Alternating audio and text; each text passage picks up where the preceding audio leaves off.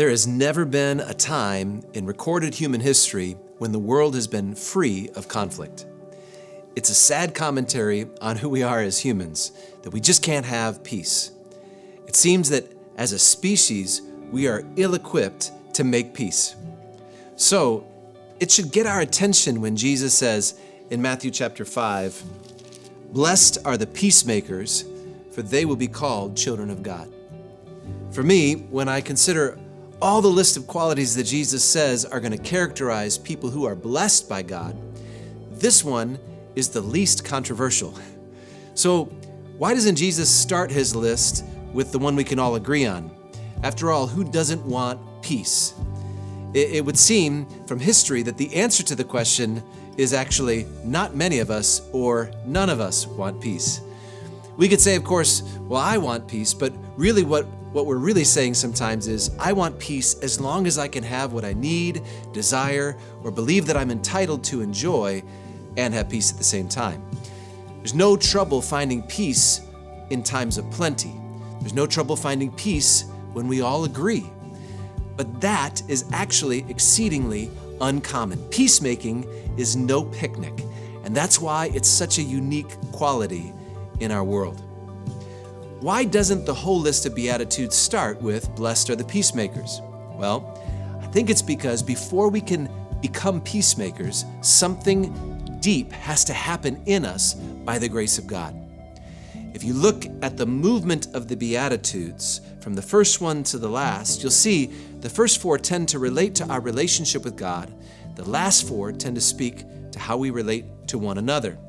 So if I come poor in spirit to God, mourning my sin, humble and hungry to experience His righteousness, then I can be ready to show mercy to others. With an undivided heart, I might just be equipped to make peace as well. Because even though we love the idea of peace, this is really important. It is costly to be a peacemaker.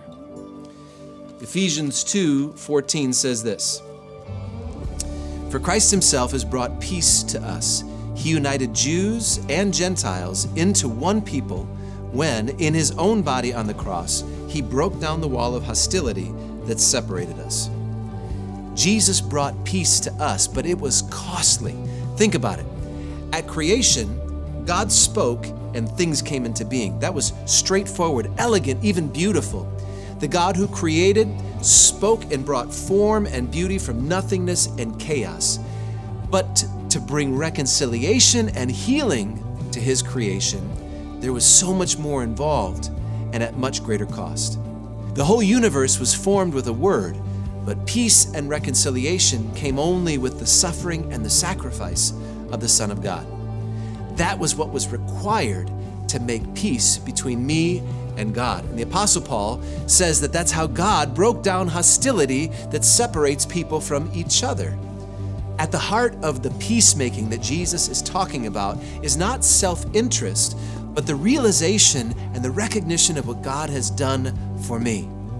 God has made peace with me, and that becomes the template for the way that I make peace between others. When I know that I'm at peace with God because of what Jesus has done for me, then I can make peace with others from a place of security and a firm sense of identity.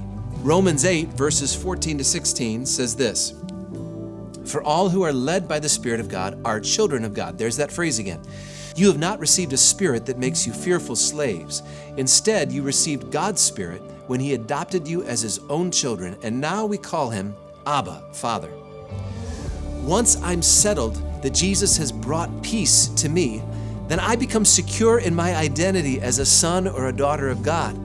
I can love others who are in the wrong. I can return good when someone gives evil to me. I can be used as a peacemaker because I am secure and satisfied. So Jesus says, that's when you will be children of God. Never will you look more like your Heavenly Father than when you are making peace. People will say, "Wow, I can see the resemblance," just like they do with a child and their father.